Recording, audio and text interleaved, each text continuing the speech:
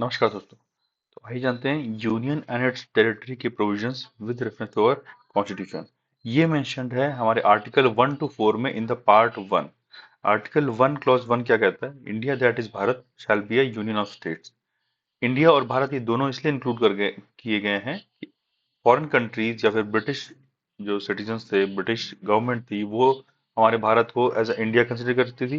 And हमारे Indian people, Indian ministers, Indian polity पूरा ये भारत के नाम से। तो दोनों को इंक्लूड करने के लिए इन्होंने कॉन्स्टिट्यूशन में India that is Bharat shall be a union of states include किया है।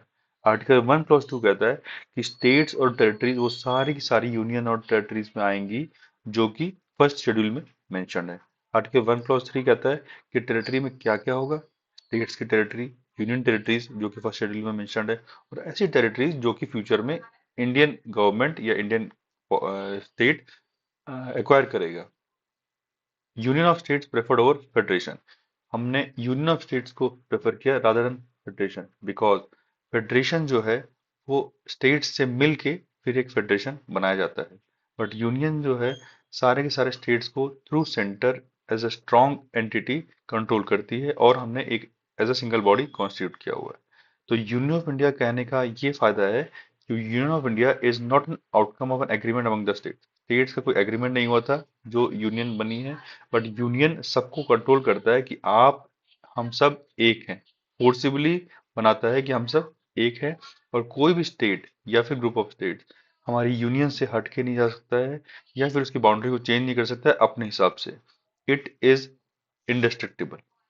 ठीक है। फर्स्ट शेड्यूल में मेंशन है स्टेट्स एंड यूटीज का। करंटली 28 स्टेट्स एंड 9 यूटीज हैं। तो टेरिटरी ऑफ इंडिया कौन कौन से उस समय टाइम पर थी? Territories of India princely states, British provinces थे, यूनियन टेरिटरीज थी, एंड टेरिटरीज जो कि फ्यूचर में गवर्नमेंट ऑफ इंडिया एक्वायर करेगी।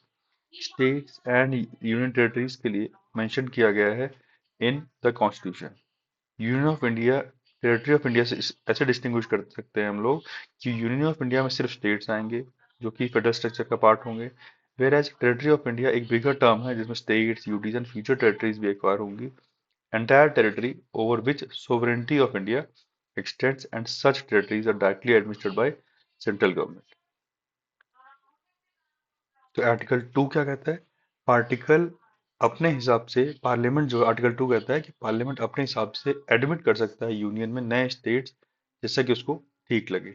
जैसे कि power to admit new states into the union, जो पहले से एग्जिस्टेंस में हैं बट उनको ऐड कर ले अपने टेरिटरी में, एंड जो पहले से एग्जिस्टिंग है उन्हीं में से बाइफरकेट करके या कट करके एक और नया स्टेट बना दे, जैसे कि पहले एग्जिस्ट करते, जैसे कि पौंडीचेरियन, कराईकल एक्सेट्रा, ये पहले से एग्जिस्ट करते थे। फ्रेंच सेटलमेंट इनको ऐड किया गया है। आर्टिकल 3 में क्या कहा गया है? Formation of new states and alteration of areas, boundaries और names of the existing states. Means एक नया स्टेट बनाया जाएगा by separating a territory from any state, या फिर दो या दो से ज्यादा स्टेट्स को यूनाइट किया जाएगा। किसी का स्टेट का एरिया कम ज्यादा किया जाएगा, बाउंड्रीज या उनके नाम चेंज किए जाएंगे। तो आर्टिकल 3 के अंदर जो बिल इंट्रोड्यूस होगा उसको दो कंडीशंस फुलफिल करनी पड़ेंगी। सबसे पहले prior recommendation of the president होना चाहिए। मींस प्रेसिडेंट रिकमेंड करेगा पार्लियामेंट को, और अगर इन इस बिल से किसी की एरिया, बाउंड्री या name of the state change होने हैं, तो बिल को प्रेसिडेंट को लेजिस्लेचर ऑफ दैट स्टेट भेजना पड़ेगा, उस स्टेट से राय मांगनी पड़ेगी, and that advice is not force enforceable by the parliament. Means उसकी जो राय होगी वो मायने नहीं रखती है, वो एज ओनली सजेशन लिया जाएगा।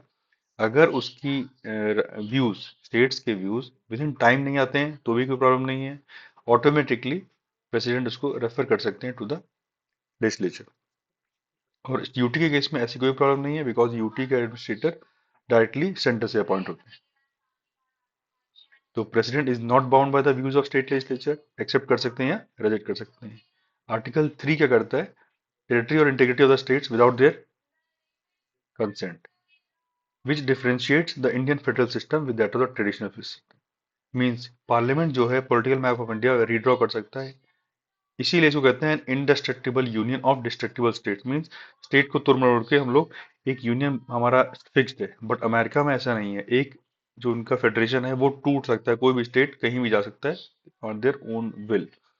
तो स्टेट लेजिस्लेचर ऐसे मौके आए हैं जब स्टेट लेजिस्लेचर ने स्टेट्स ने रेजोल्यूशन पास किया स्टेट्स को नया बनाने के लिए, मतलब जैसे कि यूपी ने ट्राई किया था, आंध्र प्रदेश ने ट्राई किया है।